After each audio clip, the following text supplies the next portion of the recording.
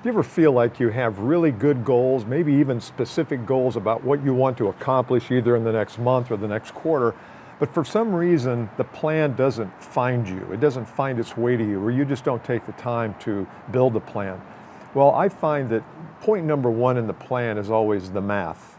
It's always, you have this goal, what does the math look like? And not just how many people do I need to call each day, that's part of the math, but it could be things like, how many people do I need to get my message in front of on a regular basis, a weekly basis? You know, I shoot these videos. My goal is to get this in front of 1,000 people, either per day or a few thousand per week, so that then people who want to follow me or who want more, we can give them access to more. So that's an example. I don't make cold calls. I'm not saying they're bad. Maybe if you love to make them and you make them and they work, have at it, brother. That's great, and sister.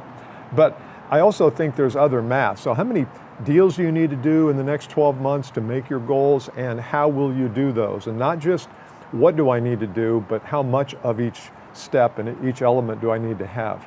And that's what I call the success math. And it's really about taking a sheet of paper and sitting down, putting at the top your goal and working out the math. It doesn't have to be totally structured, but you need to have some idea on what the math is. And for you VPs of sales, this is a great exercise here as we end 2025, is to do with your team, is they're starting to look at their goals. And before they start to even put their goals in writing and commit to it, put them in concrete, crystallize them, is work out the math.